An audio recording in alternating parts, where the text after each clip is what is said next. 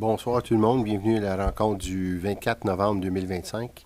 Welcome everybody to the meeting of November 24th, 2025. Est-ce qu'on peut commencer, s'il vous plaît? Oui, alors je confirme que tous les membres du Conseil sont présents, alors nous avons quorum.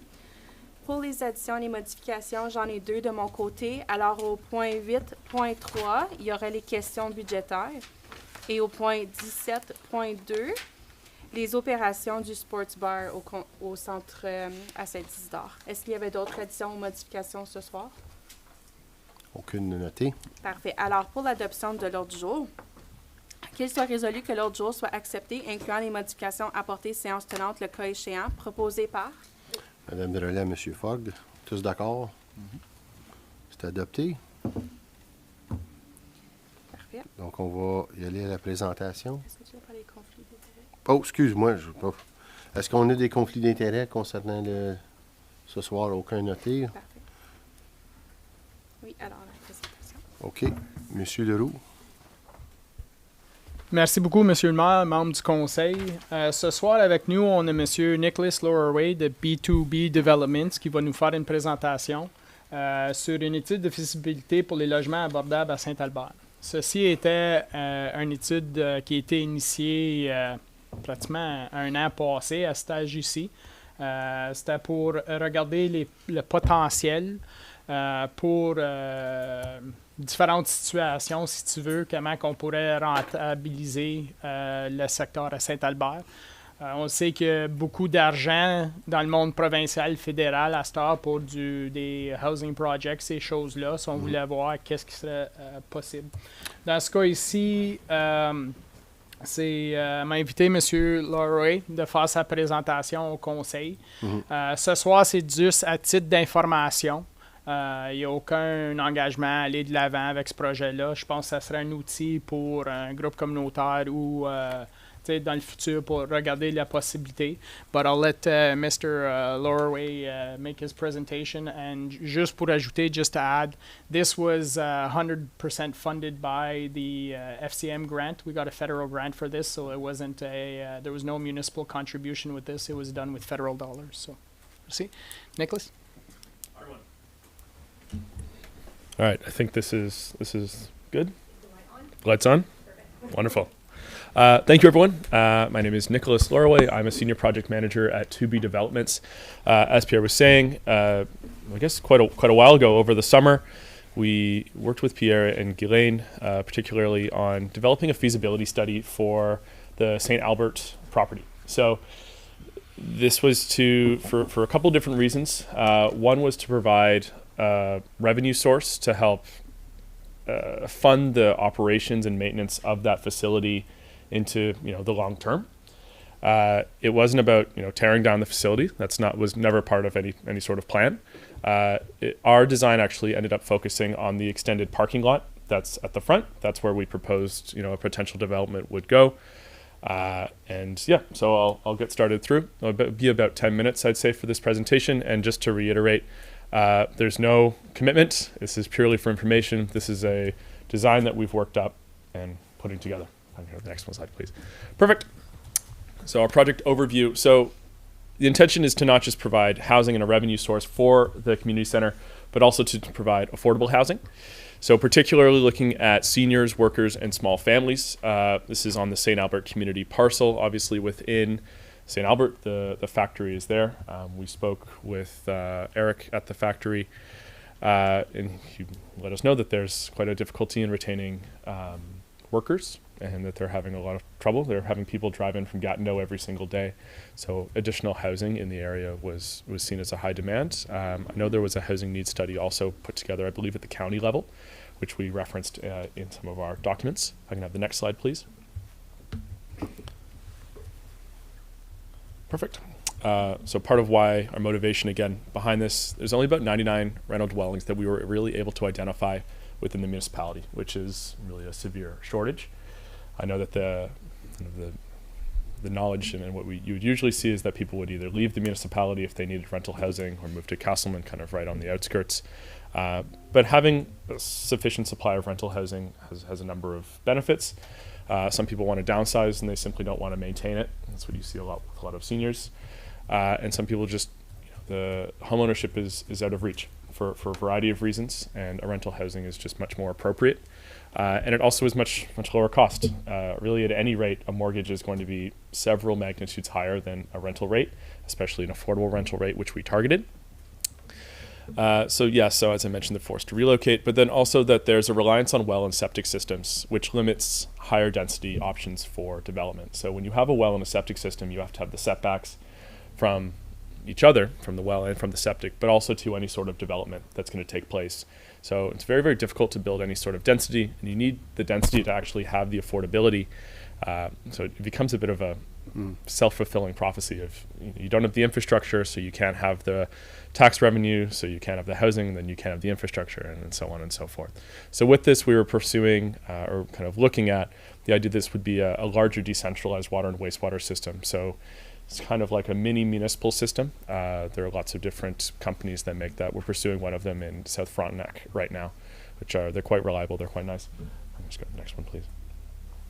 So as I mentioned, potential impacts and benefits here, but workforce retention within the St. Albert kind of direct area, providing an option for seniors who live in the area to retire but still live close to their community, so they don't have to move to Ottawa or move out to Castleman or to any of the other municipalities.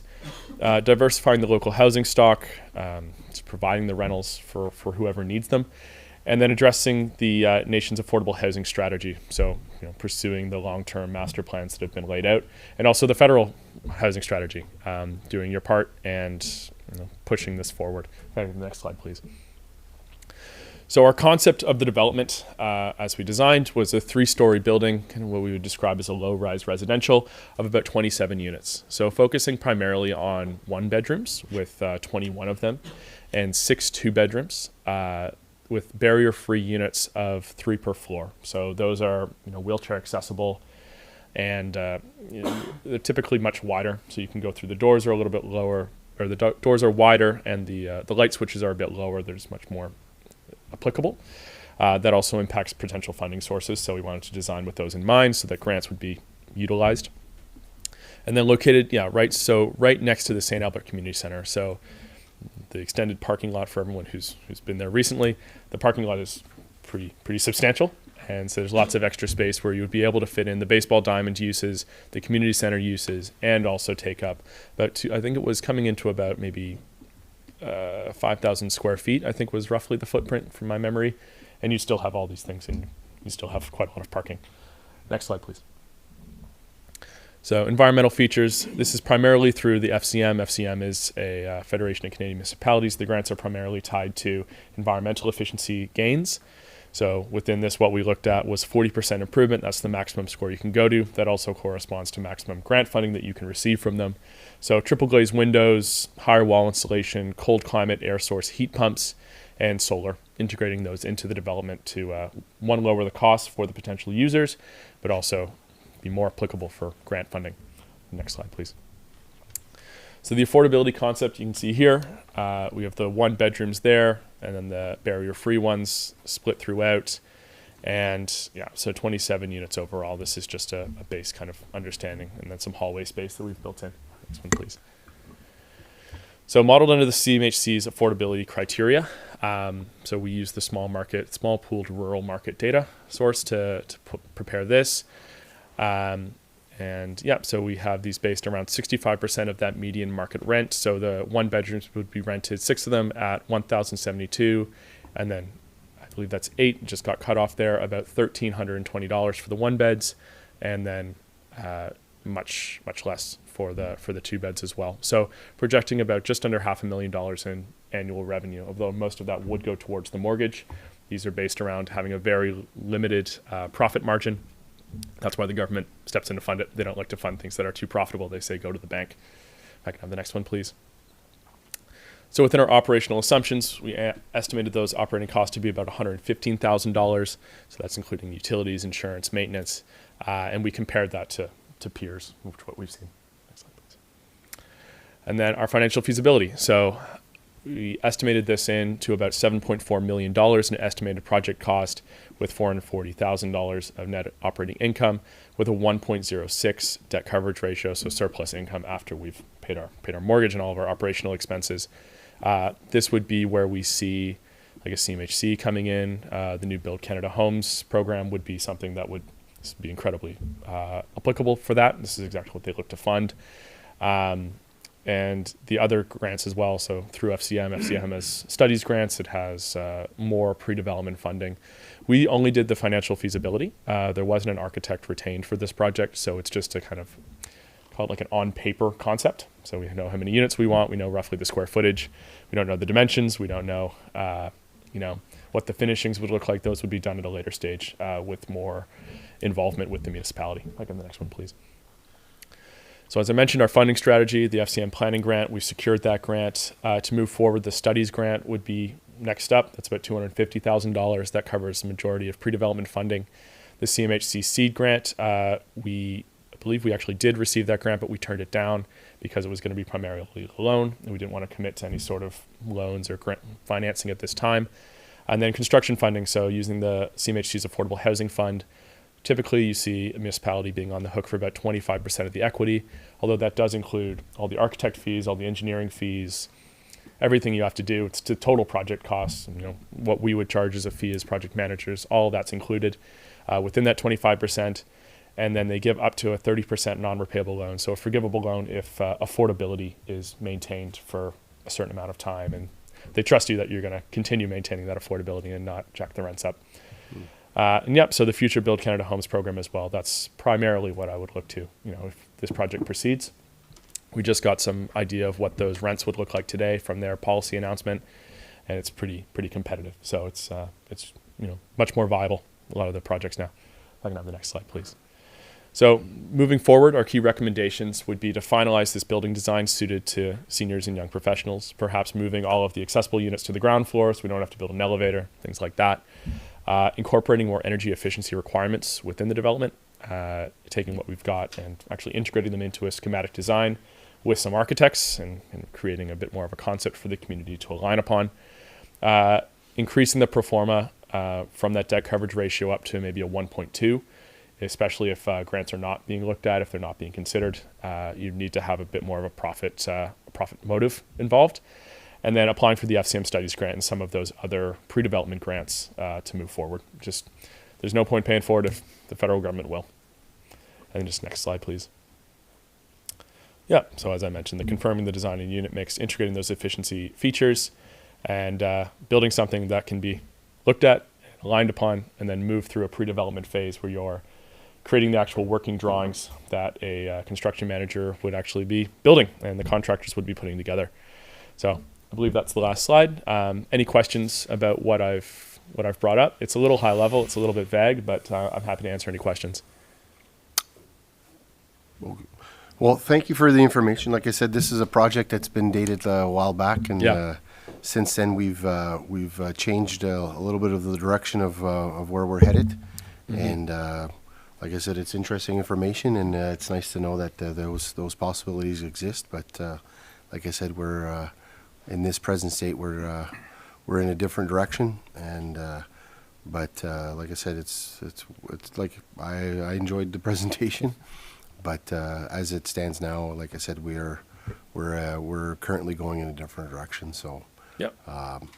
And it's nice to know, like I said, that the federal government's there to fund these types of things, to take a look at them. And mm-hmm. At the time that we did have these discussions, we were looking for ways to help, like I said, offset some of the costs for those types of buildings. And this is definitely something that, had we gone down that path, we may have looked at the time. But yeah, absolutely. I mean, that's part of why we recommended the increasing of the debt coverage ratio, because if there's the idea of you have this building, it sits on the property along with the community center, and it can, they can jointly right. be maintained by the revenues that are generated, sort of starting a business to pay for, the not-for-profit, right. The thing that's not making the money. So it's, right. Just a potential, just kind of an idea. And the feasibility report is available for later use. It doesn't expire. So it's, right, exactly. The rents just need to be updated as inflation right. goes. Yeah, the numbers can be plug and play, but as long as we have the framework, it's something that, again, in our current direction, I don't think we're going down that path, but it's nice to know that there's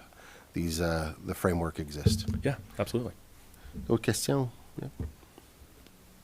Yeah, go ahead, Mr. Leroux. Merci, Monsieur le Maire. S'il n'y a pas d'autres questions, I'd just like to thank Nicholas, Lindsay, and the team. It was a pleasure to work with them. It's something new for me that diving into that world of affordable housing and learning and reading a lot and seeing what the possibilities are out there. But as you stated, Mr. Mayor, as Nicholas stated, this is can be used down the road by somebody else if it's something of interest. So we appreciate the effort and the work. It was a pleasure to work with 2B Developments. Very nice. Thank you very much. Merci Perfect. beaucoup. All right. Thank you very much. OK. On va-tu y aller aux items de consentement? Oui. Je vais juste les remettre à la vue juste de conseil. Alors, est-ce qu'il y a des items sous items par consentement que vous voulez retirer? Non, on est correct? Alors, qu'il soit résolu que tous les items énumérés sous 7 items par consentement soient reçus et approuvés tels que présentés, proposés par? Monsieur Fogg, Monsieur Mainville, tous d'accord? Je veux juste noter une chose. C'est pas nécessairement pour sortir d'en parler, mais la subdivision pour l'innovation phase 2, je veux juste féliciter le staff. L'ouvrage qui était là-dedans, puis le potentiel jouait dans ce projet-là. Puis ça va être, si tu vois que notre futur de la municipalité croissante, c'est vraiment impressionnant où ce qu'on s'en va avec ce projet-là. Donc, merci beaucoup pour la vision et le travail qui est rentré dans ce projet-là. OK? Alors, le prochain point est le 8.1 pour le rapport pour la déclaration des terrains en surplus. J'ai juste une modification à faire sur ça. J'aimerais ça enlever la salle de Caledonia temporairement. Oui, alors j'ai divisé toutes les résolutions en 3, donc une par centre. Donc, OK. si on veut retirer celui de Saint-Bernardin, je peux lire seulement celui pour Saint-Albert et Fournier. Puis une autre chose, c'est juste que je veux juste, peut-être M. Leroux, là, je ne veux pas te mettre sur le spot, mais juste parler sur c'est quoi les impacts de cette déclaration de surplus-là sur le côté administratif. C'est seulement ça. Okay. Merci, Monsieur le maire, membre du Conseil. C'est vraiment un processus administratif. Attached to the report was the sale of land policy. Comme vous pouvez voir là-dedans, c'est juste les étapes à ça. On le sait que on s'en vient, on rapproche le mois de décembre, on s'en vient à la fin de l'année. Alors, on voulait faire certain qu'on a pris les étapes nécessaires. Si jamais, il y a certains centres où que c'est très avancé, les négociations. S'il faut que ça roule vite, on voulait faire certain qu'on était prêt. Ça étant dit, si vous enlevez un centre communautaire, c'est pas la fin du monde. C'est pas la déclaration du surplus des terrains.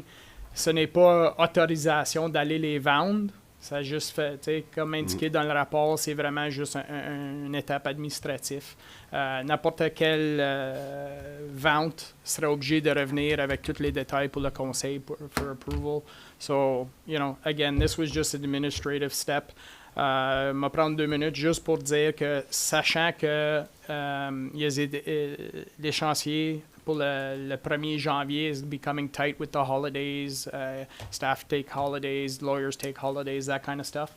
I will be bringing back a report December 8th to look at possible, to get council direction where they want to go with the halls in regards to the direction already given was that it'd be a January 1st deadline. I'll be bringing back a report to suggest possible short-term transition, short-term lease with the halls, with the community groups. That way they could still continue running the halls and the halls would stay in our name for a few months, but I will be bringing a report for that at our next meeting. OK. OK. Je peux-tu comprendre pourquoi qu'on voudrait enlever un des centres? C'est juste, comme j'ai comment je veux dire ça?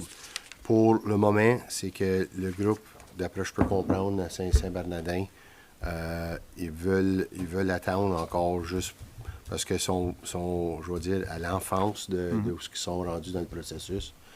Puis, de notre côté, on veut montrer qu'on a de la volonté, puis on veut pas, parce que les autres, je pense qu'il y a une perception qu'il y a quelque chose de je peux dire ça, there's like something malicious, comme il y a quelque chose qui est pas transparent de notre part, puis je veux juste leur montrer qu'il n'y a pas d'impact sur ça, puis si c'est pas ça qui devrait dérailler le travail qu'ils sont en train de faire. Mais si je comprends bien, de faire ça aujourd'hui, ça va permettre d'avancer les processus vers la décision du conseil dans les 3 salles. Moi, je veux juste faire ça aussi parce que moi, je sais qu'à Stalbert, ils travaillent encore sur leur offre. Là, ils vont revenir, tout ça. Fait que je me dis, si on attend pour un, pas qu'on n'attend pas pour... Je veux dire, où on fait tout le monde, puis on avance tout ensemble. Je pense que c'est ça depuis le début qu'on fait. Là. C'est ça que... Très bonne question. Comme j'ai dit, c'est là pourquoi on discute. Oui. Merci, M. le maire. Mais justement, c'est... je comprends les explications du conseiller Fogg, mais moi, j'ai peur en faisant ça, si vous dites la raison, c'est que ça donne une autre perspective ou ça donne je sais pas c'est quoi vos mots exacts, mais ça donne une meilleure perspective pour Caledonia. Mais justement, ça va donner une autre perspective pour les 2 autres communautés. Puis j'ai peur qu'en faisant ça, justement, on s'embarque dans créer des précédences. Puis je suis certain qu'à un moment donné, on va arriver, puis tout ça, ça va créer qu'il va falloir pousser notre date de 1er janvier qu'on a tout accepté ici il y a plus d'1 an. Puis moi, je suis pas d'accord avec commencer à séparer ça parce que, justement, on crée une précédence. Puis, tu sais, autant qu'on peut dire, ça donne pas une chance, mais ça donne une meilleure idée ou ça crée d'autres choses pour pour Caledonia. Mais ça en crée aussi pour 2 autres communautés, dont 2 autres salles communautaires, dont le Fournier puis Saint-Albert. Je veux dire, je vais juste te donner un peu mon raisonnement. C'est juste que c'est le groupe à Saint-Albert puis le groupe à Fournier, ils sont chapeautés par un autre, comme un groupe plus gros, plus organisé. Donc, à ce moment-ci, je pense que, comme j'ai dit, ça a pris un peu plus de temps à Saint-Bernardin, puis ils s'organisent. Puis, comme j'ai dit, ils sont en l'enfance du processus, puis si c'est ça qui va les encourager, de notre côté, ça n'a pas grand impact sur le côté de l'administration. Donc, pour moi, comme j'ai dit, j'ai pas vu ça comme un problème immense, mais encore là, c'est une question de perception. Si vous pensez que ça va avoir un impact sur les 2 autres groupes négatifs, à ce moment-là, comme j'ai dit, c'est pourquoi qu'on en parle. Faut que ça soit un débat public. Puis moi, je donne mon opinion. Je ne sais pas s'il y a d'autres gens qui se sentent différemment, mais moi, comme j'ai dit, sur le côté, comme j'ai dit, c'est un processus administratif. Je pense que si, mettons, le groupe il avance plus vite, puis ça avance, puis on voit qu'ils ont pris des pas par en avant, je pense changer, le mettre sur plus, c'est quelque chose qui peut être fait assez vite fait, puis avec pas grand impact sur le processus. C'est ma compréhension dessus ça. Je comprends, mais ma question, c'est de la façon que j'ai compris de M. Leroux, c'est que ça n'a pas justement un gros impact de l'amener sur plus. On peut continuer quand même à l'opérer comme dans les prochaines semaines, puis là, on va ramener quelque chose le 8 décembre. Fait que je me dis, si on avance dans 2 communautés, puis on dit on s'en va vers ça, ben, je pense qu'il faudrait le faire pour les 3, tout en... C'est pas vendu en le faisant, là, c'est vraiment juste, selon ce que je comprends de M. Leroux, c'est administratif, c'est ça? Oui, basé sur la politique, c'est un administrative step, là. C'est comme c'est écrit dans le rapport. Juste en faisant la déclaration, ça ne veut pas dire que le terrain est vendu. Ça veut dire que ça fait partie du processus établi par la politique du Conseil, que voici les étapes qu'il faut prendre, puis ça, c'est une des premières étapes dans le processus. Il n'y a pas de timeline, là, comme, peu importe les 3 communautés, je sais qu'elles avancent à des rythmes différents. mais ils avancent tous. Fait que dans le fond, peu importe quand ils seront rendus, ben, même si c'est aujourd'hui que c'est tout déclaré, c'est pas, ils n'ont pas un mois pour le faire, là, mettons. Non, ça. définitivement. Puisqu'il y a certains terrains, possiblement, dépendant comment les contrats qui avancent, il y a potentiellement des land severance à faire. Ben ça, c'est pas un processus de 2 semaines. Ça, c'est quelque chose, il faut qu'il passe à travers planning, la province, ça soit enregistré, toutes ces choses-là. Mais c'est juste la première étape, là. Puis l'autre partie du rapport, c'était que normalement, la politique dit qu'il faut faire une annonce publique pour 14 jours. Ben, dans ce cas ici, on le sait que ça fait 1 an qu'on travaille avec les organisations, sont au courant, le public sont au courant qu'on s'en va cette direction-là. Si on le vendrait à une entité privée ou we're just putting on the market, then you would do 14 days. But in this case, I don't think that's council's intention to go No, there. okay. On a des groupes communautaires qu'on veut travailler avec pour faire la transition. So, ça, c'était l'autre partie du rapport, c'est que we forego that 14-day period. D'autres questions, commentaires? Any other questions or comments? Yeah. So I think this has come forward mostly just because of the timing of it. We were just making some progress in St. Bern, and we had the group engaged, and we were starting to move forward. And like within a day or two of them kind of getting the ball rolling and then notifying it, this was on the agenda, and they took it very much to mean that we just want to get rid of these halls, and that's it, that's all.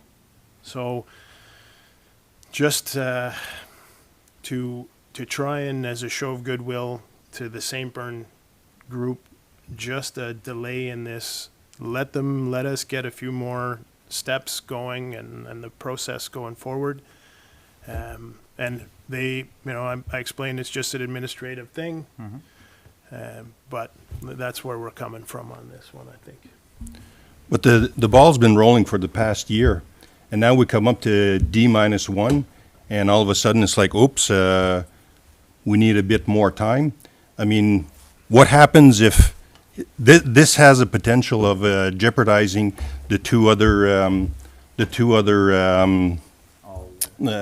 Agreement. the two other agreements we have with the two other halls? I mean, what if they following tonight's decision on this, what if they come back and they say, well, we all of a sudden we need more time, and how come we can't get, we've been rolling the ball on this for the last year. How come another community gets to, I mean, I'm just trying to be fair Yep. across the board. I understand. And it's, we're sort of going, yeah, you get a more, you get a better advantage than the other two. I mean, the other two have been working diligently to make this work. How come the third one can't? I mean, it's the same thing as for the three, and I'm all for fairness for everyone, the same thing. And it's when we start giving advantages, if you give an advantage to one, there's two other groups that can turn around and say, well, we have disadvantages.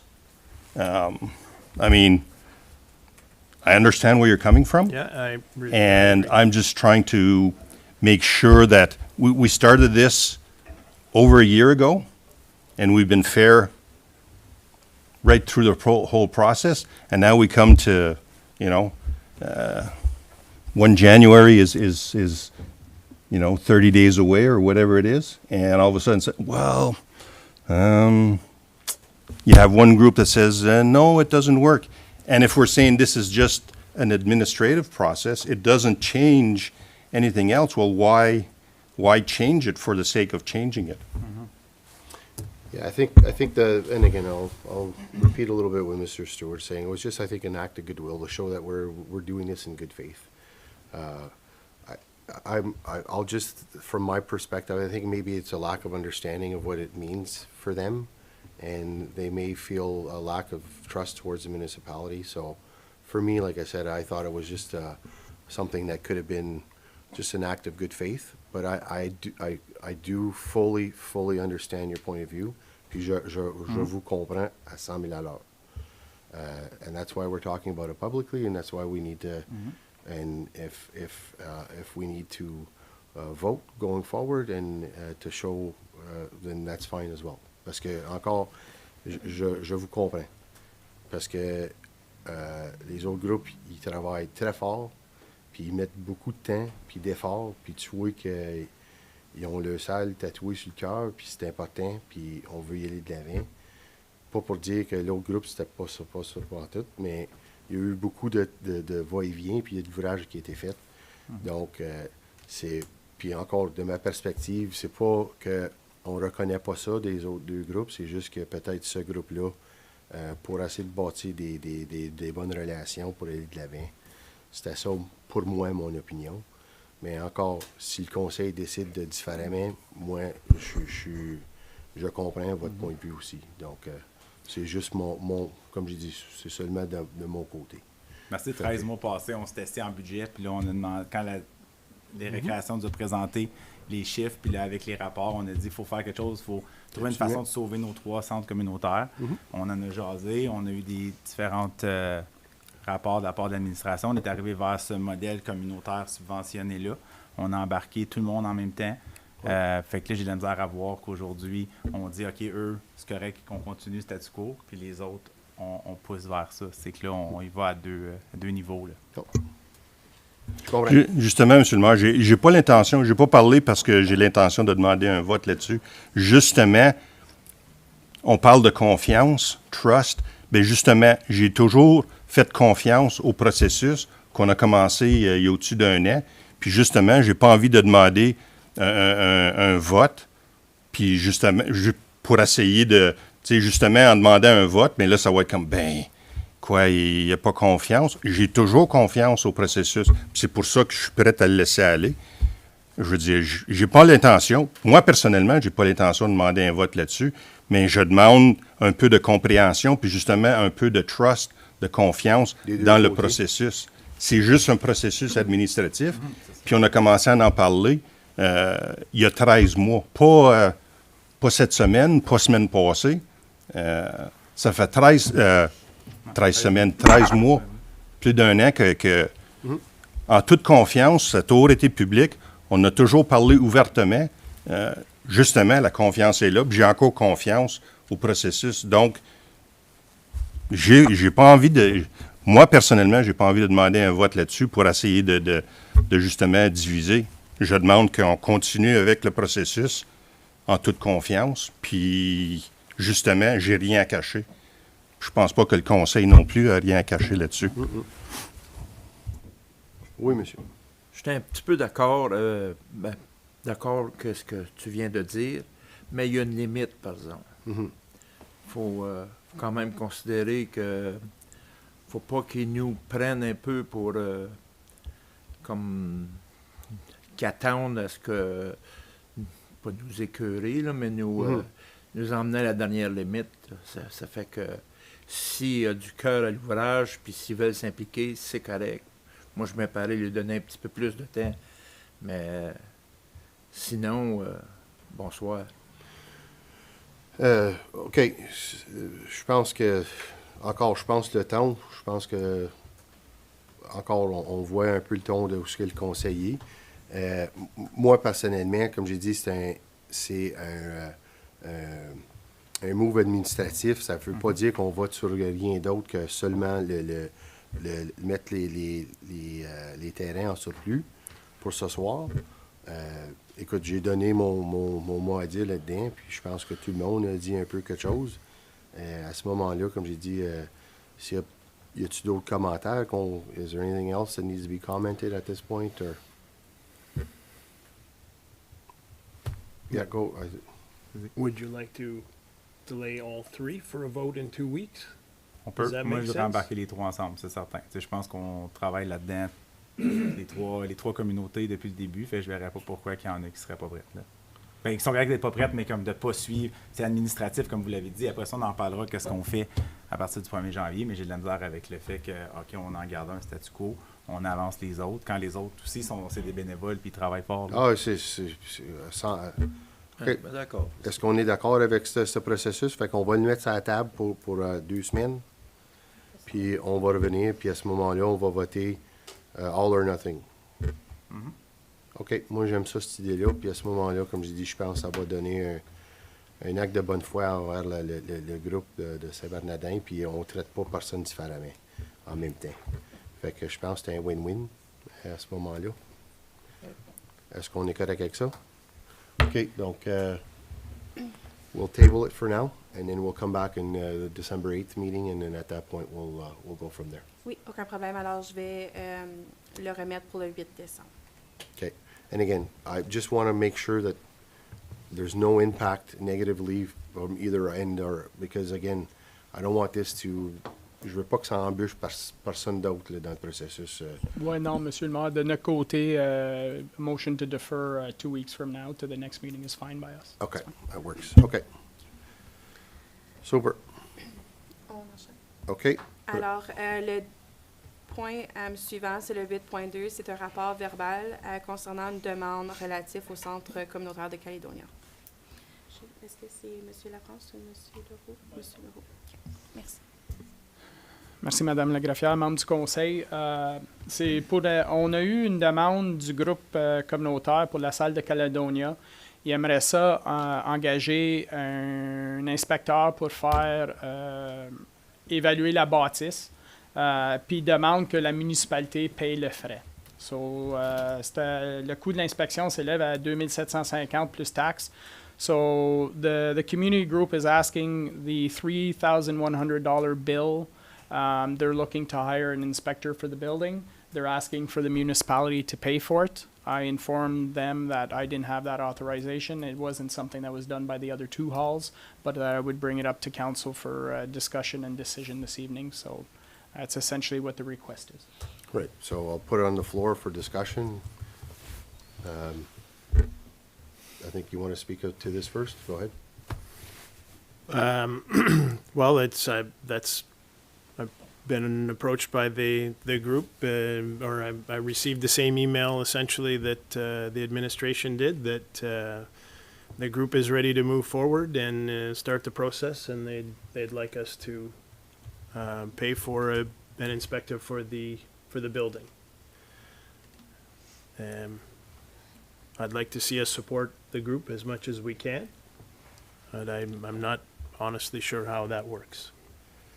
Si moi je peux ajouter, ben c'est sûr que tu sais, on leur a remis quand même les rapports d'ingénieurs qui avaient été faits l'année passée à chacun des centres. Fait que je pense que de là, les groupes à fournir par Saint-Albert ont décidé d'aller de l'avant avec leur propre inspecteur. Puis je pense que c'est ça qu'il faut faire en due diligence. Là. Fait que je pense que Saint-Bernardin devrait faire la même chose. Là. Je verrais pas pourquoi que la municipalité paierait pour ces montants-là. Puis je peux-tu juste rajouter là-dessus, dans le sens que je pense que les différents groupes, à ce moment-là, eux, ils ont été chercher des experts dans le domaine, comme un électricien, bon, ben, il a checké l'électricité, puis le plombier était checké la plomberie, puis à ce moment-là, les experts dans le domaine ont donné des suggestions à ce moment-là. Si je ils ont fait venir des inspecteurs, ça je le sais. OK. Ouais. OK. D'autres questions, commentaires? Bien, encore une fois, on crée une précédence. Je veux dire, on a déjà commencé le processus, puis ça a bien été pour Saint-Albert. Pourquoi est-ce que ça va pas bien pour Caledonia? Je dois rajouter que ça a été extrêmement bien pour Fournier aussi. Ouais. Ça revient-tu encore à le fameux mot trust, confiance? Je veux dire, si le processus a bien été pour les deux autres, pourquoi est-ce que c'est différent pour encore, pour ça, comme j'ai dit, je pense que c'est une question de timing. Est-ce qu'ils ont attendu, puis là, maintenant, ils sont organisés, puis là, ils sont à l'enfance de leurs affaires. Puis encore là, je vais retourner qu'ils ne sont pas chapeautés par un plus gros groupe qui sont déjà organisés. Fait que pour ça, je vois encore le point de vue. Mais encore, je vois votre raisonnement aussi. On est comme... Puis on dit toujours, tu sais, que Saint-Albert est chapeauté, mais dans le fond, là, le groupe a mis à jour sa charte au mois de mars pour préparer ça. Travaille comme c'est des bénévoles, beaucoup de bénévoles, c'est pas... il n'y a pas personne d'employé, la personne qui a un salaire à faire ça. Là. Fait que, tu sais, tout le monde est dans le même bateau, là, que ce soit à Saint-Albert ou à Saint-Bernardin. Là. Je m'excuse, Monsieur le maire, mais si on dit timing, ben plus d'1 an, 13 mois, c'est un bon timing. Je veux dire, si les 2 autres salles ont pu rencontrer ce timing-là, pourquoi est-ce qu'on dit que la 3e salle, c'est une affaire de timing? Ouais. Encore là, je peux pas répondre ça à 100%. Encore. I wish I had all the answers. I can only say one thing for sure is that Mr. Stewart's done a bang-up job with communicating and trying to entice and trying to get people on board. That's all I know, and so I commend him. It's not easy. It's not easy. Mais je comprends. Je vous comprends à 100 000 à l'heure. Comme j'ai dit, I'm speaking in all fairness. Exactly, I'm trying to be fair to and that's to everyone, and I we can turn around and say it's only 3,000, but in this day and age, well, it comes down that the other 2 groups didn't get that, right? So I think it comes down to that. I do understand your logic, and I do understand the precedent or the double standard that we may be setting. So I do understand your point of view. So Yeah. So I appreciate that. It's been an uphill struggle for sure, trying to get everybody going forward here and on board. Been working hard at that. We're making some progress. I understand the other 2 groups did it in a different fashion, and I would support that other fashion for sure. I know the budget discussions are, we haven't got to that yet. But I know there's $10,000 going budgeted to tear down boards at the Fernier Park. And I'm going to put an amendment in for that, to change that. And I'd like to,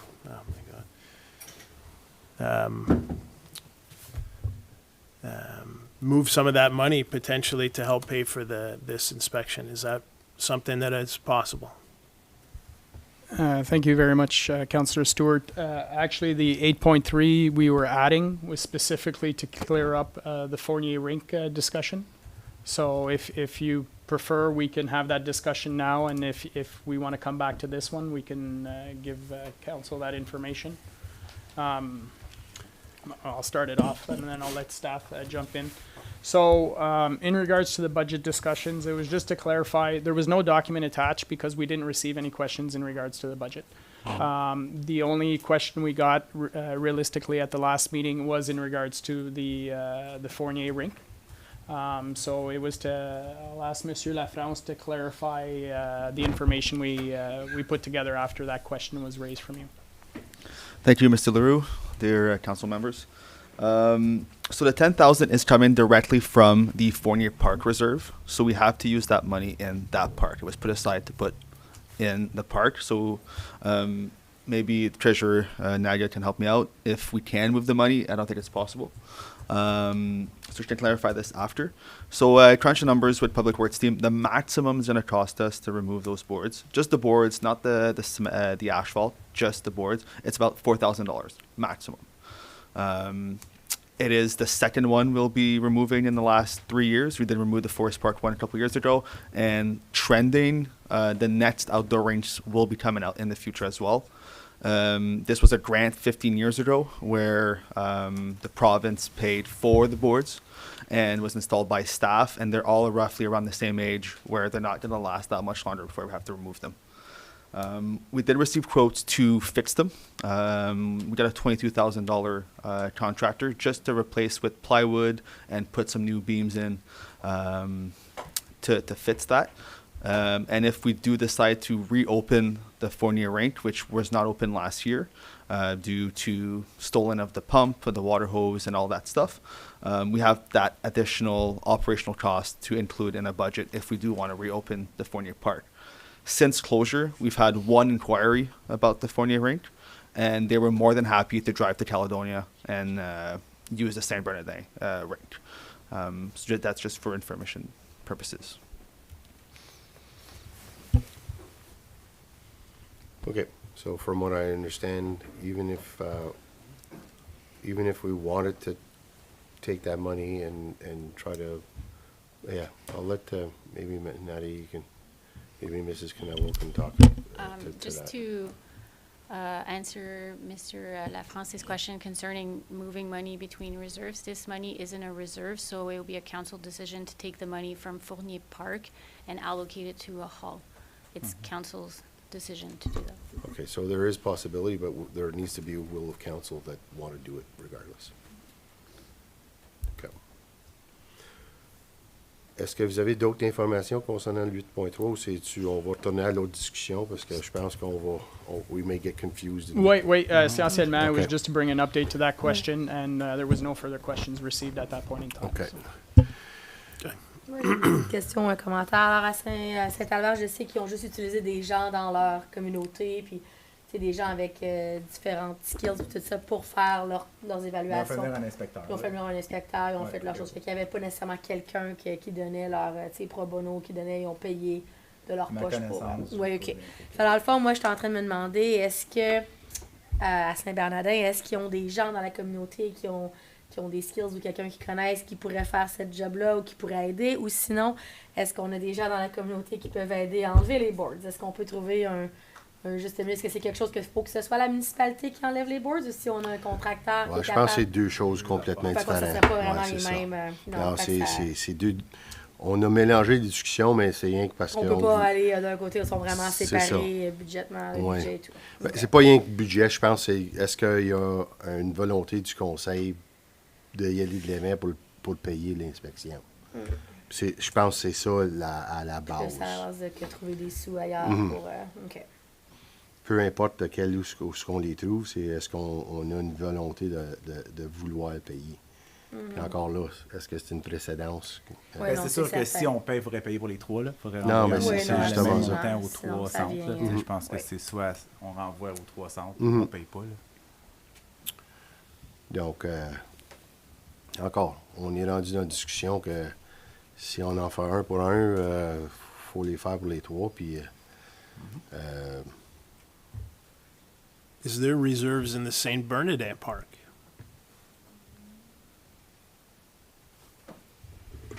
I believe most of the funds that were in that park was to do the drainage works that were done yeah, and I think there earlier was this also year. a culvert that was done as well. I think that believe came so. out of that fund.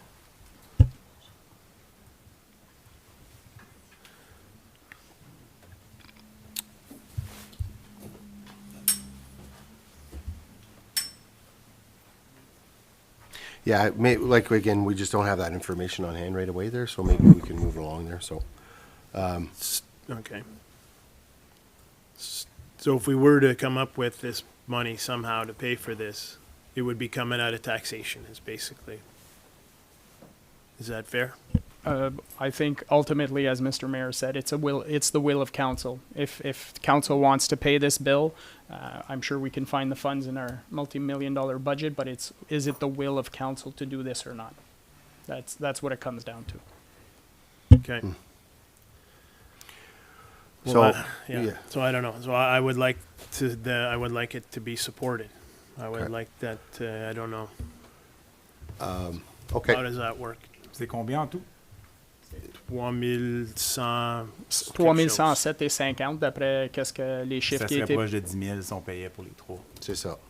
Right. So I think at this point in time, it would be if Councillor Stewart's wish to, it would be you put a motion on the floor. If there's a seconder, then council will vote on that. I'm just going to write a resolution. Okay. And then I can read it out loud, and if Mr. Stewart agrees with it, then you can propose it, and then we'll Okay. see if we have a seconder. And if there's a seconder, there can be a vote, and at that point, if somebody wants to do a recorded vote or not, it's up to them. So just one moment.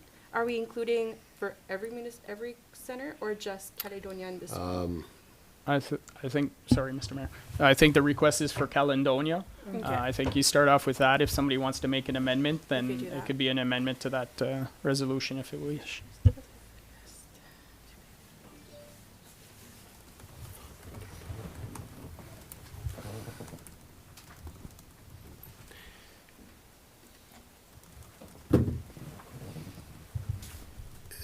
Monsieur Leroux, would you like me to include where? No, I don't think No, we not need to to be taken include. out where, Well, just I don't think okay. it's the where, I think it's just is there a will of council to support the request for the payment of the inspection? Okay. So what I have right now is be it resolved that council approves the request to pay for the inspection of the Caledonia Community Center in the amount of $3,107.50. It would be proposed by Mr. Stewart. Is there a seconder? Monsieur McBill? Je vais demander un vote enregistré. Or would you like to amend it to add the other centers? On va faire un Faire vote vote enregistré. enregistré. Okay.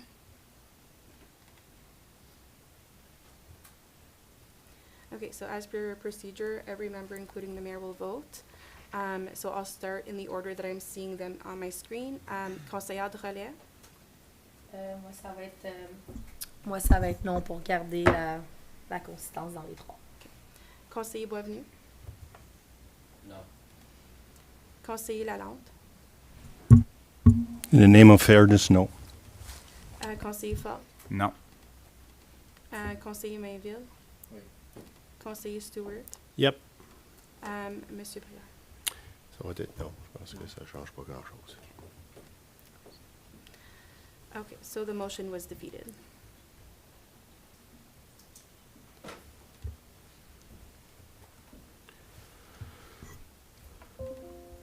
Okay, Did we want to reopen item 8.3 for budget questions, if there's any other? oui, est-ce qu'on a des discussions concernant des questions pour le budget? Do we have any other budgetary questions as far as that goes? I know we had asked to send it to staff before to get ready, mais des fois, you know, I don't mind a quick question here or there, but maybe they may not have all the information offhand there, so. Moi, j'en aurais une, puis je m'excuse, j'aurais dû l'avoir envoyé, mais les panneaux solaires qu'on a à Fournier et à l'Aréna, le surplus de ça va où? Ça, je peux te répondre. Je pense que le surplus de l'aréna va dans le fond du fonctionnement de l'aréna pour des projets capitales. Ça reste à l'Aréna. Ça reste là, justement. Puis Fournier. Fournier, je pense, c'est. Bon, ben là, celui-là, je vais te le laisser répondre. Moi, depuis que je suis ici, les 2 revenus de panneaux solaires allaient dans une réserve pour contribuer à la réhabilitation de la glace artificielle. Ouais. Puis par la suite, ben, ça sera au conseil de décider. Comme moi, j'avais dans l'idée de les laisser pour des réparations à l'aréna parce que c'est quand même un gros établissement avec beaucoup de réparations continuelles. Mais c'est sûr que le conseil peut décider de diviser que les surplus des panneaux qui sont sur l'aréna restent à l'aréna, puis ceux de Fournier vont ailleurs. Mais depuis que je suis ici, moi, c'est les 2 vont pour la glace à l'aréna parce qu'on essayait d'accumuler une bonne réserve pour ça. Une fois que le projet est complété, à ce moment-là, on peut décider où c'est qu'on va le mettre à ce moment-là. Il ne faut pas oublier, excusez-moi, Monsieur le maire, qu'on refait la glace, mais c'est sûr que ça va être à refaire dans X nombre d'années, donc on pourrait continuer à accumuler ces montants-là pour le remplacement futur aussi. La durée de vie de ces panneaux solaires-là, il lui reste combien ou à un moment donné, il va falloir comme upgrader ou soit mis à jour?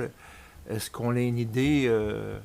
Ça fait déjà combien d'années? Je ne sais pas. Ça fait déjà... pour moi, ça doit faire bien proche 15 ans. Oui, je pense que quand ils ont été installés, la durée de vie était à peu près 20 ans. Puis je pense encore la logique était les premiers 10 ans payaient pour l'installation puis les panneaux, puis après ça, tu avais comme 10 ans de, je vais appeler ça du gravy. Là. Ouais. Mais avec les prix qu'on a eus, je pense que ça a pris à peu près seulement 7 ans pour payer l'installation. Puis on est rendu comme dans la portion de gravy, mais je ne sais pas quand ça a été installé. Si je me souviens bien, M. le maire, c'est quand quand on avait proposé, puis quand ça avait été accepté, si je me souviens bien, c'était un contrat qui était basé sur l'espérance de vie, puis c'était 20 ou 25, là, si je me souviens dans le temps, là, parce Ouais, que... je pense que M. Lafrance a cette réponse-là. On est vraiment dans la durée. On est entre le 20 et le 25 ans, qui est ça et la durée de vie. On est dedans en ce moment. So we have to cherish the last few years we have. Mais on les fait inspecter chaque année. Il y a des réparations, on les répare tout de suite. Comme ça, je le roule dans l'opération de l'aréna, puis nous génère encore des revenus. Donc, juste à temps qu'elle ne génère plus de revenus, on continue à le runner, puis on ne met pas de la grosse argent comme ça dans les panneaux solaires, mais on continue à le runner. Oui, c'est parce que même moi, j'ai pensé à un temps peut-être mettre un peu de ces revenus-là de côté pour payer une autre réinstallation. Mais les contrats ont été tellement changés puis diminués. C'est loin d'être payant comme c'était quand on l'a fait. Donc, malheureusement, je pense, comme tu dis, on va aimer le gravy qu'on a présentement, mais ça, c'est pas à l'éternel. Ça va venir une fin, malheureusement. Parce que, comme j'ai dit, les contrats ont vraiment changé. Là. Donc, est-ce que tu as d'autres questions ou Non, puis c'est bon? Je pense que ça nous coûterait pour updater ça, c'est comme que tu viens de dire, les prix.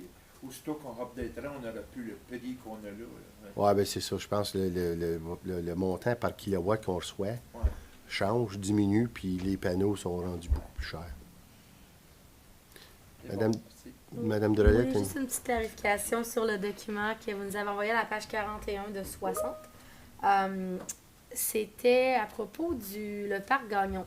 Je sais que l'année passée, dans le budget, nous avions 13 300 qui avait été mis de côté pour, dans le fond, c'est pour le roulement du parc.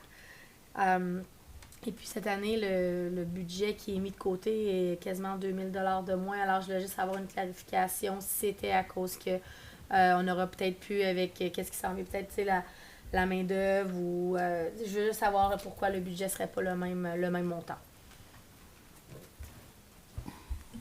Donc, pour répondre à votre question, les opérations c'était un budget, le budget à 13 000, ça va nous coûter environ 10 000 cette année pour le parc Gagnon. Donc, bon. ça fait l'augmentation environ de 5 à 11 500. Ouais. Merci. d'autres questions? Clarification de besoin? Donc, on peut passer par 8.3. On est correct avec ce point-là?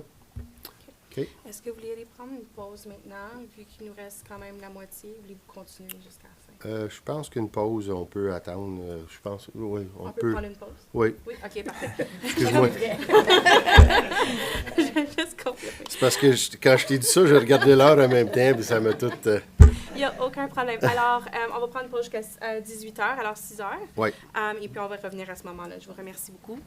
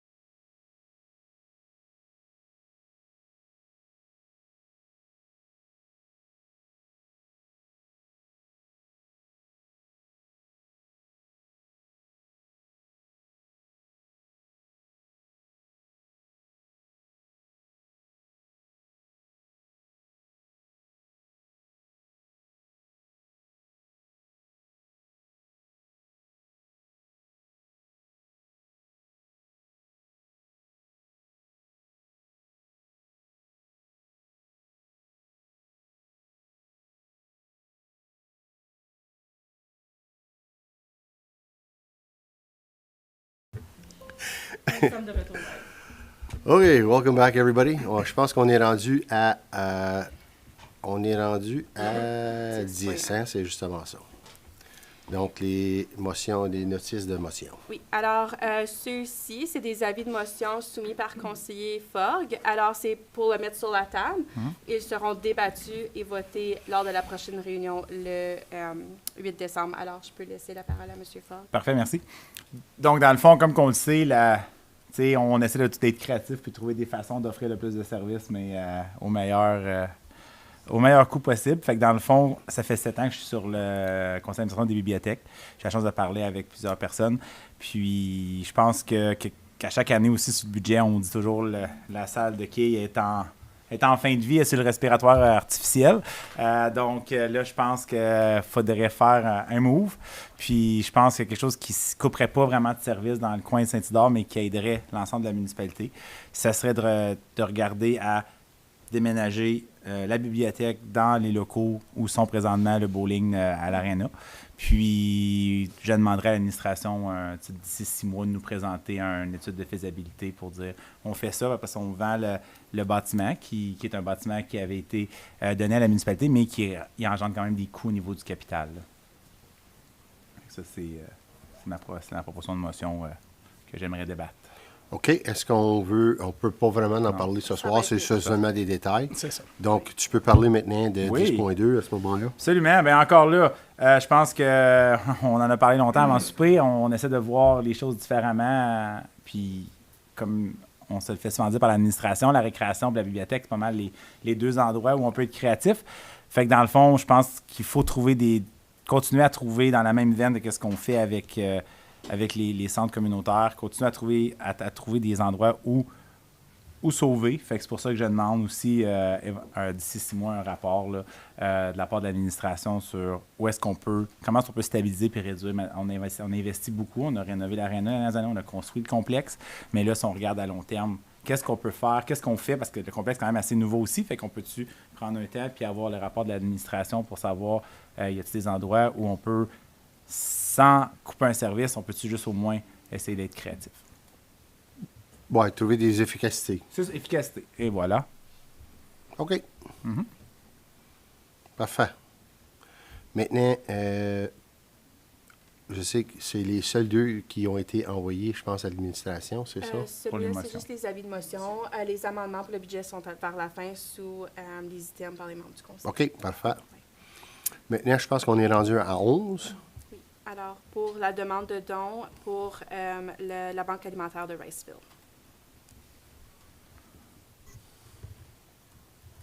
OK, on va m'ouvrir le plancher pour ça. Moi, 250. Du quartier 2. 250 du quartier 2. 250.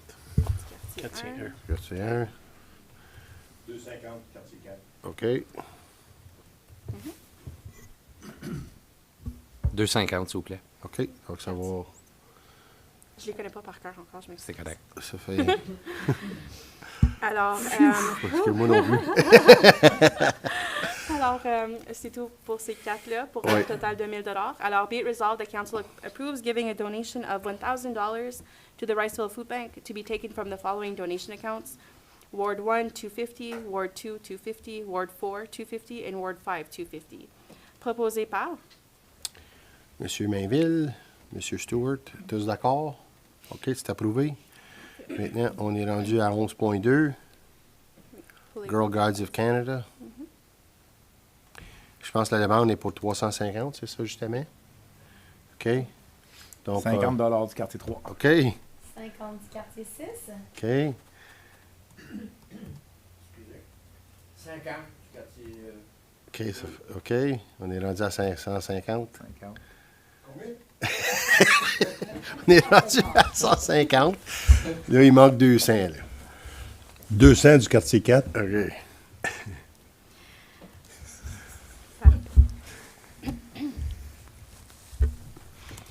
Be it resolved that council approves giving a donation of $350 to the Girl Guides of Canada, the First Castleman unit, to be taken from the following donation accounts: Ward 2, $50, Ward 3, $50, Ward 4, $200, and Ward 6, $50.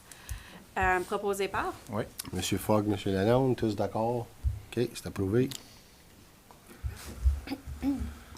OK, on est rendu maintenant. Est-ce que peux-tu redire Oui, combien je suis chaque quartier? je me suis peut-être trompée. Alors, quartier 2, 50. OK. Quartier 3, 50. Quartier 4, 200. Et quartier 6, 50. OK, parfait. Alors, pour les règlements?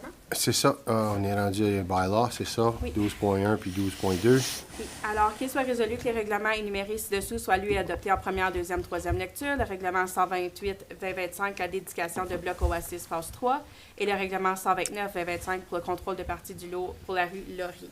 Proposé par? Monsieur Boisvenu, Monsieur Fogg, tous d'accord? OK, super, ils sont adoptés. Parfait. Il n'y a aucune question concernant ces choses-là. Je pense que c'est pas mal clair. OK, je pense qu'on est rendu à les amendements proposés, proposed amendments. Alors, le premier que nous avons reçu, soumis au bureau de la greffe, parvient du conseiller Boisvenu pour amender le budget du maire à retirer le 75 000 prévu au budget de 2026 pour l'élaboration d'un plan directeur des loisirs. Nous avons inclus la motion proposée ainsi que la justification. Alors, je vous laisse la parole. OK, à ce moment-là, veux-tu en parler, M. Boisvenu? Je pense que c'est pas mal clair, mais peut-être pour le public. J'étais juste pour dire c'est pas mal clair, tel qu'il est écrit. Mais peut-être pour les gens qui nous regardent sur YouTube, là. OK. J'avais, en faisant la révision du budget, j'avais vu qu'il y avait un 75 000 qui avait été proposé pour faire un Recreation Master Plan. Suite à des recherches, évidemment, on avait trouvé qu'il y avait eu le Recreation Master Plan qui avait été mis en place, qui est censé aller jusqu'à 2034. Puis j'ai eu quelques discussions avec M. Leroux, puis une couple de mes autres collègues au Conseil. Puis je crois que ce 75 000 $-là pourrait être mis à une meilleure place. Ensuite, on a eu des discussions pour pouvoir y atteindre une réduction au taux budgétaire qui avait été apporté. Donc, toute l'explication est dans la motion même. Fait que j'invite nos chers amis qui nous regardent sur YouTube de bel et bien aller voir la motion pour le texte exact. Absolument. Est-ce qu'il y a des questions, commentaires concernant la motion?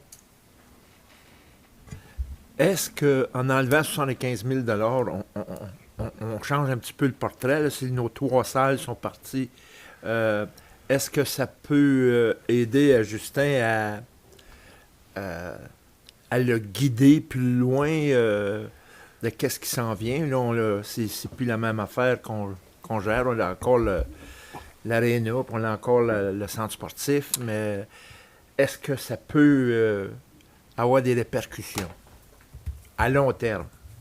Je vais laisser le membre du staff le répondre. Moi, juste donner mon opinion. Je pense que pour cette année, les changements vont être conçus à travers de l'année. Je pense que peut-être le plan stratégique peut y aller de l'avant après que les changements ont lieu. Puis, à ce moment-là aussi, je pense que le nouveau conseil de l'année prochaine peut-être peut avoir les discussions à ce moment-là. Mais encore là, je vais laisser, s'il y a d'autres, il y a un rajout là-dessus, M. Leroux, peut-être qu'il peut rajouter un peu. Merci, M. le maire. À l'interne, on a discuté du Recreation Master Plan. On est correct que ça soit push back year or two, depending what next council will look at. Il y a eu beaucoup de changements en récréation dans les dernières années. So, on anticipe que dans les années à venir, on n'aura pas le choix de faire un nouveau plan, pareil comme on a fait un nouveau plan stratégique. Mais on est correct pour 2026 qui ne soit pas dans le budget. Ça va pas. OK. Est-ce que vous voulez lire la motion dans les deux langues, juste en français ou en anglais? Bon, c'est-tu bien long ou? Je vais commencer en anglais, puis on ira je vais boire de l'eau peut-être entre.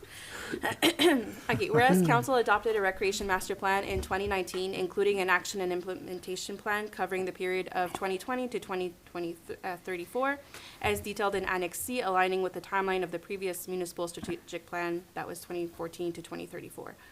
Be it resolved that Council amend the Mayor's budget of 2026 by removing the capital expenditure for the development of the new recreational master plan in the amount of $75,000. Be it further resolved that the $75,000 be transferred to the Bridge Reserve to maintain the municipality's planned contribution towards reducing the infrastructure funding gap identified in the Asset Management Plan.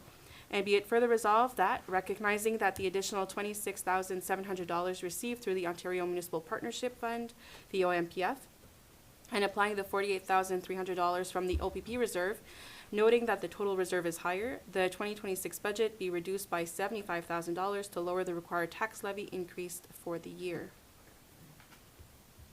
Okay, do I have a mover? C'était c'est déjà déjà fait, fait. oui, par M. Boisvenu et M. Fogg.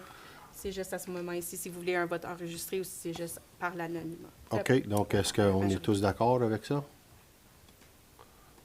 OK. C'est parfait. Oui, c'est unanimous. Oui. Titre d'information. So that'll lower the tax increase to about 5.2% after this reduction of 75,000. So just à titre d'information. OK. OK. All righty. Le 17.1. Oui, on est. Oh, oui. Jump back in. Je ne suis pas certain s'il y a de planification pour d'autres amendements à venir. Juste pour réitérer que le prochain meeting, c'est le 8. The limit is by the 10th. If there's no further amendments that are tabled, the budget will be deemed adopted. Council always has the ability to shorten that period if we know there's no more amendments coming. There could be a vote to shorten that period, but just to remind of Council of all the dates. Excusez, juste une petite question. Si jamais on amène des amendements, faut les amener pour le 8. pour le 10. Ben, pour le 8. Le 8, qui ça est va avant être le notre 10. prochain meeting. Puis si on l'amène le 8, ça veut dire que ça repousse encore. Non, il y a pas, there's no date push. C'est jusqu'au 10. So, si tu amènes quelque chose le 8, le conseil discute, décide sur la motion. Quelqu'un peut techniquement le faire le 10. Il y aura un meeting spécial ce soir-là, puis il y aura une décision sur l'amendement. Mais après cette période-là, if the amendments in this case are passed, the mayor does have a veto period where he can go past the 30 days and veto. But if he waives his right to veto, then it would be the amendments would pass and the budget would pass. So just to reiterate, we bring amendments on the 8th, and then we vote on them right That there. night. Yes. And then the budget is deemed. As soon as the mayor gives up his right to veto, so lui un vote de, we'll say for example, I'm not saying this is the case, mais on va dire que le maire, avec le vote ce soir, he didn't agree with it. Okay. After the 10th, he could say, I veto that, which cancels the amendment. Then council would have to bring back the amendment avec pas majorité, mais 2 tiers. So ça prendrait 5 membres qui revotent en faveur. This is for the amendment that was brought forward For all amendments. tonight? À soir, puis s'il y en a d'autres le 8 ou le 10. Après le 10 décembre, Okay. si le maire, if he doesn't veto anything, the amendments carry and the budget will be passed. He just has to waive his right to veto. Okay.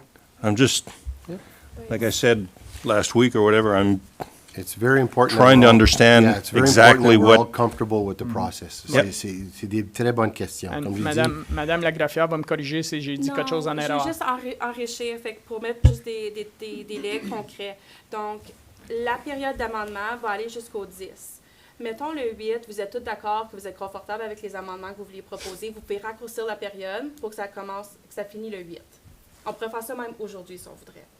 Ensuite, le maire aurait 10 jours pour décider s'ils veulent faire un veto ou non aux amendements. lui peut faire une directive du maire pour dire que non, moi je raccourcis ma période pour une journée parce que je suis en d'accord avec le tout. Là, comme ça, après sa période de une journée, s'il ne fait pas de veto, le budget va être deemed adopted.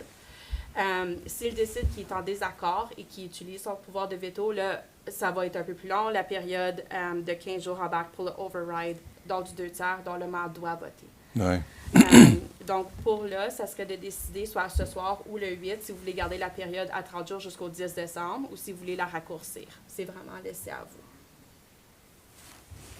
Je pense qu'on on est sur la bonne voie. Ouais, on peut laisser there's jusqu'au not really 10. much, there's not much advantage or disadvantage to change anything. I think everybody's comfortable with the process, ils comprennent.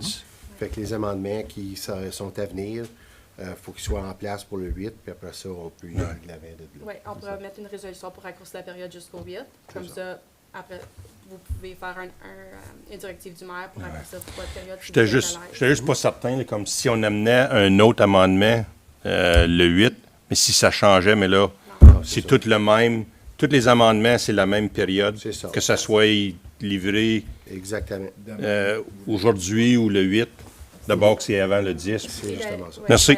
Les législations aussi nous permettent de raccourcir les périodes, mais pas OK. de rallonger non plus. Donc, c'est vraiment Merci, Monsieur le maire. Monsieur le Comme DG. j'ai dit, il faut être confortable avec le processus. C'est la première fois, puis ben on ne sait pas, puis on n'est pas certain, puis je veux faire certain que tout le monde est confortable parce que je veux que tout le monde soit dans une position que vous êtes confortable de défendre le budget, puis que vous avez eu la chance d'avoir, comme on dit en anglais, your fingerprints all over it aussi. Parce que c'est un travail d'équipe, puis je n'ai jamais changé puis dévié de ça, puis je pense que toutes idées sont toujours bonnes. Fait que, okay, I think we can go forward. Any questions or comments? You're good?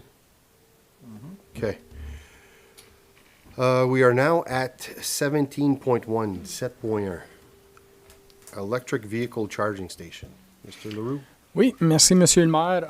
You both, everyone saw the information that was shared. We have a government grant for 75%. We have a private company that is willing to put the other 25% for a total of 100% based on the criteria. We'd be essentially talking about 2 double chargers at each location, so 4 electric vehicles that would be able to charge. We did have a preliminary discussion with the company because I wanted to know what's the devil's in the details. So essentially what they do is that in our case, so the nation would be the applicant, owners of the station and recipient of all the charging fees. ChargePoint, the charger manufacturer, will collect charging fees on behalf of the municipality and transfer the revenue to the nation, and they collect 10% transfer fee. And then in regards to the funding and the revenue model, so Charger Crew will contribute 25% of the total project cost. The municipality will transfer 50% of the charging fee profit after electricity costs to a charging crew until they make up their 25%. So for example, if there's $1,000 worth of revenues collected, then they look at the electricity cost, that's high, and it goes to $500. Well, out of that $500, $250 will go to the company, $250 profit goes to us. Once their initial 25% investment is repaid, then we would keep 75% of the profits, and they're making 25. So at the end of the day, think of it like the solar panels. We're actually making revenue right off the bat. So they take care of all the installation, they take care of all the maintenance for 5 years. Everything is covered. At the end of the 5 years, then the municipality can decide what they want to do, if they want to reinvest, that kind of stuff. It's similar to the solar panels. We're talking, 15, 20 years. That being said, technology changes very quickly. They might be outdated. But at this point in time, I see it as creating a new revenue source for the municipality. Yeah, I'll comment to that. I can speak from my own personal, I have an electric truck, and last night's a perfect example. I had to go to Packingham, and I got there and do whatever I did during the day, and knowing I didn't have enough, I checked, and the arena at Packingham had a charger, and I was expecting to be able to charge the truck while my kid was playing hockey, and I got there, and there was 2 cars already parked. It was in use, and so I had to find an alternative, but I think the popularity of those things are there, and it's a service, it's an added service that we're offering for convenience of our residents or people visiting our facilities. Because I know as an electric vehicle owner, I do look for those things. They're important to me. So knowing that, we have a couple in our arena in Saint-Isidore and the complex in Limoges, it's just at zero cost. We only have, like what I said earlier, gravy to collect. It's not a bad idea. Just to add further context, so the timeline is very short for this application. It doesn't require staff time. They're taking care of the 100% of the application, which staff were very excited about. So really, they're a business, right? So there's money to be made on their side, but it's a win-win scenario. We're both making money out of this. So that's why we'll put our name forward with the government. They'll take care of the application. Even after, if we are successful, there's still an opportunity at that time to pull out if ever we decided not to. So we'll have further details when with the contract for Ontario. But essentially, they're meeting all their requirements. We would have 4 chargers at the arena and 4 chargers at the complex, so the east and west hubs. And if I may, and isn't there 2 different types of chargers? Like the one is fast charge and the other one is... Yeah, I think the one that's probably in this discussion is a 7.2 kilowatt one. It's the type 2, they call them.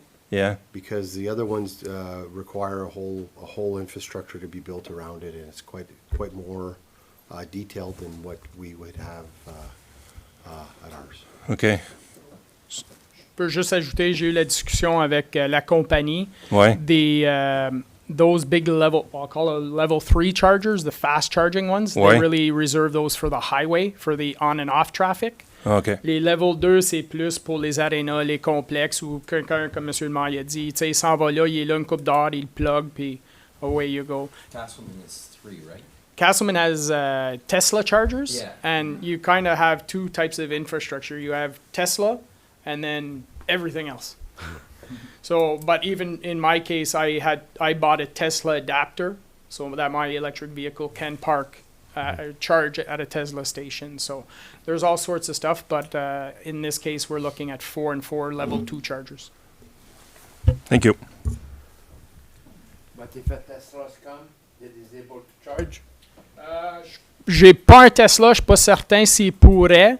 Peut-être avec un adapteur. S'il y a des adapteurs, je suis certain que oui, là, mais Tesla, c'est spécial d'une façon.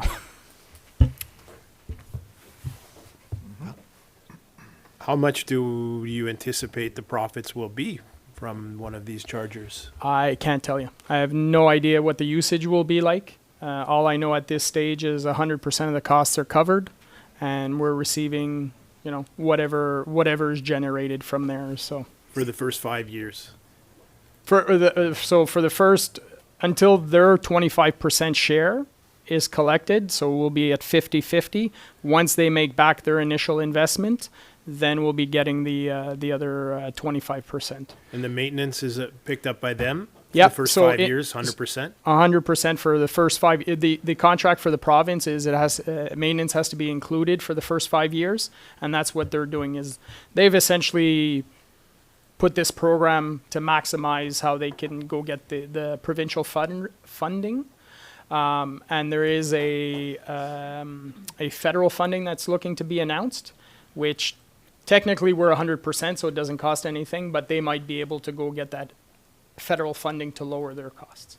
So again, I want to see the actual contract to know what the devil in the details are. But at first glance, seems like a win-win situation for the municipality. I can actually speak a little bit to personal experience. I went to the Bell Center, Bell Sensplex in Ottawa, and I plugged. And my son has an hour-and-a-half game, and so I was there for 2 hours, and it cost me about $4. So, whatever that means, I don't know what the profits are in the tail end of that. But like I said, in Bell Sensplex, they have 8 of them. They're all they have the 8 dedicated parking spots, and when I plugged in, there were 6 cars there. So like I said, for myself it's just like I said, it's just added bonus, So somewhere, you said you were 2 hours, $4. It came out to like $4 or $5, somewhere around there. So $2.50 an hour, something like Some that. along them lines, yeah. So the 6 cars charging, they're making $12 an hour profit there. But they have to pay for the hydro out of there, or the electricity out of that 12. Somebody's paying for the electricity out of the Yeah. 12. So So- it would be on our building, so we're paying the hydro. But when you look at, for example, $100, if there was $30 in hydro costs, that 30 is automatically deducted from the net profit. It's the net profit. So that's $70, that's what's split. So we're getting our expense paid, and then they're calculating the profit on what's left on the net revenue. So that's what's being shared. It's not the gross revenue, because then I would say, well, we're paying the hydro and we're just basically making our hydro. But no, we're collecting our portion of the hydro costs, then we're splitting the net profit. After 5 years, if something goes wrong, we'd be responsible for the repairs. So Or we if can take it out, like we can take the system out. Yeah.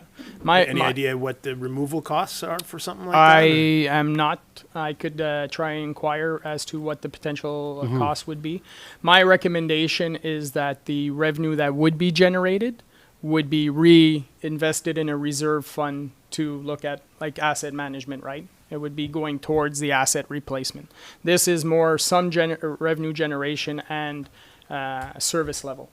Because when you look at the map in the area, besides the Tesla station here, one or two in Embrun, like there's not much along the highway. So I think St. Isidore would be a nice halfway point, because I don't think there's anything past that really.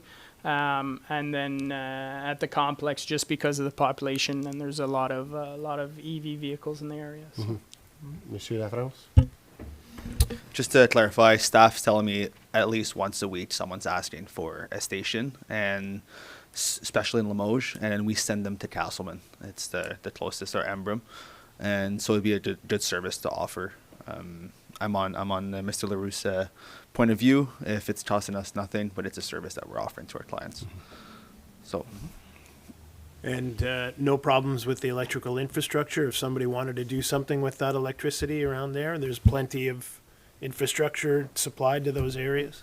Yeah, so part of the process is once we know it's a go-ahead, the company will be coming down to do investigate the site and look at the infrastructure, and they'll advise us if there is any issues.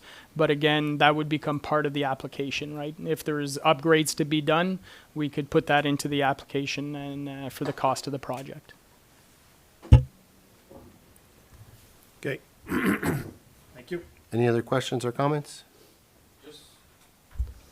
One quick question. If and when those are installed, would the power be coming from the complex itself to those chargers, or would it be something dedicated? And the reason I ask that is because we know there's the big generator at the complex, and if an ice storm were to happen, would people be able to charge their electric vehicle off of the generator? That's just something I'm curious about. Or is that... I'm not an electrician, I couldn't tell you. Yeah, couldn't we ask the Yeah, company? but I though, can just to definitely, see? I'll take note of it, and when we speak to just the curious. company and they bring their electrician down, we can Yeah. definitely ask the question. Just a question. Thanks.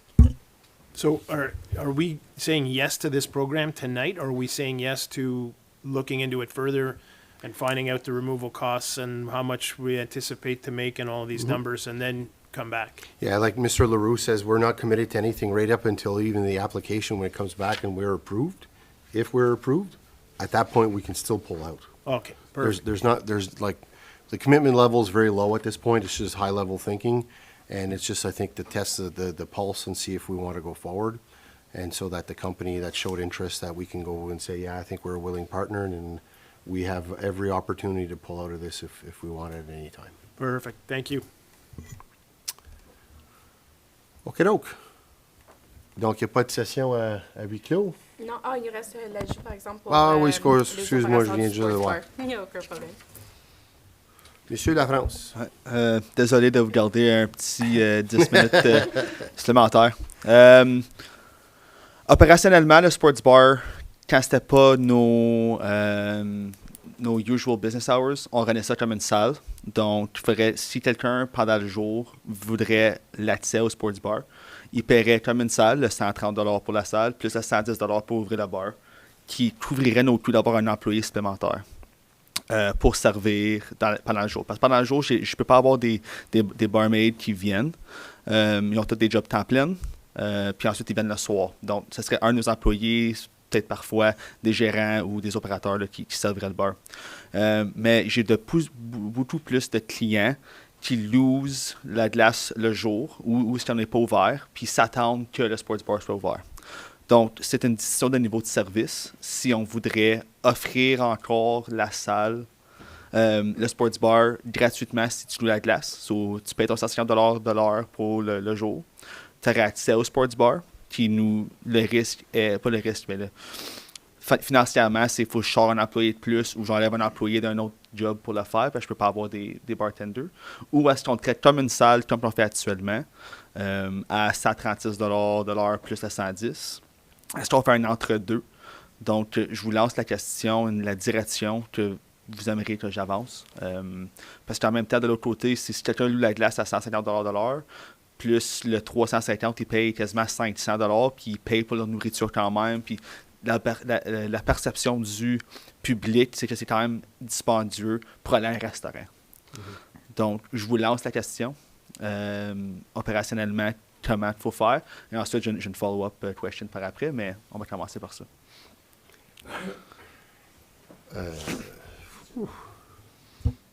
Je sais qu'on pose la question ce soir. If you feel you need some time to think about it, we can bring back the discussion in 2 weeks' time. We're not looking necessarily for direction this evening, but it's just to raise that currently, operationally, there could be challenges trying to fill the bar during the day, and especially if we're not charging. Like, I mean, somebody rents the ice for an hour, wants somebody to serve food and wings, and which is fantastic, but the reason we started charging in the halls was because we were holding a funeral where we sold 2 beers and paid a staff 5 members. Just because the restaurant is open, there's no guarantee there will be enough food sold to cover the employee. So that's kind of the reasoning why. But the second part to Monsieur Lafrance's discussion might shed some light on that. But I just want to clarify: we don't need a decision this evening. We just want to bring it to your attention that this is something we have to currently what we're doing. Yeah, you're currently navigating through. Yeah, we're currently letting people know if they want outside of normal bar hours, 6 p.m. on. If it's in the middle of the day, you're renting the ice at noon on a Friday. Currently, we don't have somebody at the sports bar, so we might have to, that's why we were treating it like a hall, charging a rent because we have to bring somebody in for that. Just a quick question for you. So is having the restaurant open different than having the bar open? So you can have one open without the other? Is that what I'm... That's the employees' assessment. Okay, Yeah. so it's the same. Okay. Donc, pour la deuxième partie, là, vous avez discuté. Là. Mr. Stewart. Well, maybe there's a, No, go go ahead. ahead and then I'll hold my question. Um, Go ahead and I'll hold my question. Sorry. On aimerait savoir si le conseil est intéressé à regarder l'option de possiblement louer le sports bar à des organismes, des business privés. On a eu quelques intérêts de certains membres du public. Donc, on n'est pas prêt nulle part, il n'y a rien sur papier. C'est juste savoir si est-ce que le conseil aimerait qu'on regarde la possibilité, puis oui ou non. Ça va nous guider là, pour le futur. Ben, moi, je vais dire de ma part, moi, je pense que c'est jamais une méchante idée de savoir c'est quoi qu'on a en fait de possibilités. Puis une fois que c'était bien analysé, puis bien de notre part, puis on voit qu'on peut trouver une situation où il y a un win-win, peut-être que oui. Mais si on voit que nous autres, on n'est pas dans une position de rentrer dans une situation où ce qu'on loue, ou où ce qu'on... we got to just make sure that we're doing right by the municipality. And I think it's not a bad idea to explore. But again, there's no commitments when we're exploring, right? So. Thank you, Mr. Mayor. I know in Embrun and Russell, we had went to the private sector for the canteens. We were having a hard time running operationally, making actual profit, so we ended up renting it to the private sector, and it worked out quite well there. In this case, I think if council was open to the idea, I think the administration could prepare an ROI, request of interest, and throw it out to the public. Are there people who'd be interested in renting the sports bar full time? Run it breakfast, lunch, dinner, whatever they're looking at. I think internally we'd have to have discussions at what, operationally, how that could possibly work. Yeah. Because, there is the hall that's separate from the sports bar, and there's only the one set of washrooms, so there would be some details to work out. But I mean, seeing if there is interest from the public, which seems to be at this stage, we have had one or two people inquire. So it would be, if council's open to the idea, staff can work on an ROI for next year and see what comes out of that. I see no harm in exploring and finding out. And if we see that it comes, all the details and we really analyze it, we feel comfortable going forward, then I don't see what the issue could be. And if we don't, then we don't. I mean, that's status quo going forward. That's my opinion. Y a-t-il quelqu'un qui a d'autres opinions de ça? Je suis un petit peu d'accord avec toi, là, s'il y a de l'opportunité, OK. Si on n'a pas de bar du tout, même si c'est pas supposé, ça va-tu encourager à certains à emmener la caisse de bière dans la chambre? Ça, c'est pas la plus belle des choses pour nous autres. Tu parles au gars probablement dans la chambre qui a le moins d'expérience dans le hockey, là. Si tu parlais à un terrain de balle, j'aurais une meilleure réponse, mais... Là, il veut commencer à jouer au hockey parce qu'il ne savait pas que tu amenais de la bière à une game de hockey. Ouais, il y a de la bière. Donc, Ouais, pour répondre à votre question, c'est certain qu'avec les règlements provinciaux, notre équipe regarde à ça prudemment. C'est certain que même si on veut, on ne peut pas toutes les pogner, mais on a une bonne équipe. Donc, qui regarde à ça.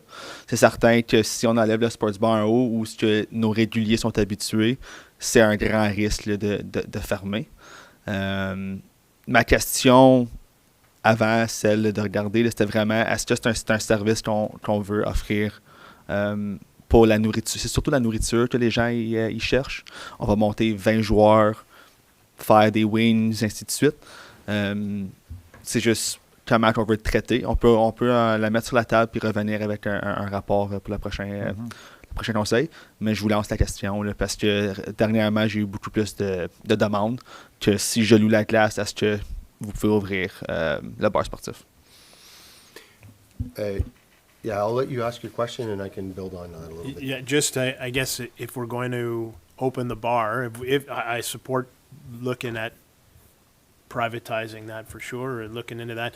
If we were going to keep it and we were going to open the sports bar for an afternoon hockey team, we'd need to know, I guess, like what that would cost us per hour. And then is there some sort of minimum purchase, by that? If there's a team that wants that bar open, it's going to cost $30. Well, they got to have a minimum $30 or $50 purchase or whatever it is to make sure that we recoup at least that cost. Anyway, that's my only comment. But yeah, I'll build on to the whole concept of it all. I mean, if you look at our neighbors in Castleman here, they've rented the bar upstairs to a private a private entrepreneur, and the canteen downstairs is a private entrepreneur as well, who actually does both. But what makes it a win for the entrepreneur is that during the day, the kids from the high school slide in there and they eat there because of the regulations that are on high schools of what they can serve. So he makes, I'm sure, fairly well during the day because of that. I don't think we'd have that same opportunity in St. Isidore. But regardless of that, that's not for us to determine, right? The opportunity, if it's there for a private, but there's these types of arrangements that are not too far that we can draw from their experience for sure. Si je peux poser une question, avancer là-dessus. Je pense que ça fit aussi avec notre vision, qu'est-ce qu'on fait avec la récréation en ce moment, d'avoir des partenaires. Puis c'est que si on réussit à avoir un partenaire qui est win-win, ben, il peut aller chercher des gens comme qui vont faire de la circulation dans l'aréna parce qu'eux vont faire leur pub, ce ne sera pas juste la nation qui va essayer d'amener du monde. Sûrement. C'est ça. Non, tu as absolument raison. Comme j'ai dit, le monsieur qui gère à Castleman, tu vois que comme Il ça va est de l'avant, actif. Puis il est actif. Puis Il est bon, actif, puis, ses médias tu vois sociaux, puis il pousse.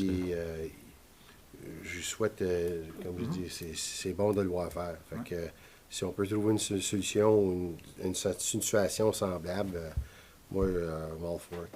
Je suis bien pour ça. OK, donc? Mais pour revenir à cette discussion, peux-tu nous donner 2 semaines à y penser? Là? Parce que, comme j'ai dit, je pense que c'était peut-être un plus gros sujet que seulement ça. Là. OK? OK. Oui. Alors, nous n'avons pas de huis clos. Je peux sauter les annonces des membres du conseil. Je vais peut-être juste circle back. Est-ce que vous avez des annonces pour les événements qui sont à venir dans vos quartiers? C'est 2 semaines. Oui, alors nous, on a le bingo ce vendredi à Saint-Viateur, comme toujours. Alors, vous pouvez venir nous supporter. Puis, on a aussi le Christmas Bazaar, ainsi que la parade de Noël samedi prochain, le 6, à Limoges. Donc, le bazar, c'est durant la journée à l'école Saint-Viateur et la parade est à 18h30. OK, moi, ben, je veux pas vous faire compétition, mais nous aussi, on a une parade le 6. Hey. Et puis, je suis à l'honneur, ça fait que... Ruine pas Noël pour les jeunes, s'il vous plaît. Avec une grosse œuf, hein, c'est ça? C'est ça.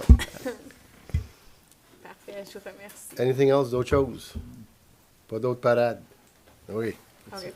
Alors, le règlement de confirmation. Qu'il soit résolu que le règlement 131-2025 pour confirmer les procédures du Conseil à sa réunion ordinaire le 24 novembre 2025 soit lu et adopté en première, deuxième, troisième lecture, proposé par... Oui. Monsieur Fogg, Monsieur Mainville, tous d'accord? OK, la rencontre est maintenant finie. Excuse-moi. Nope. L'avis de la prochaine réunion publique est bel et bien dans 2 semaines, le 8 décembre. Et maintenant, tous les items étant écoulés, la réunion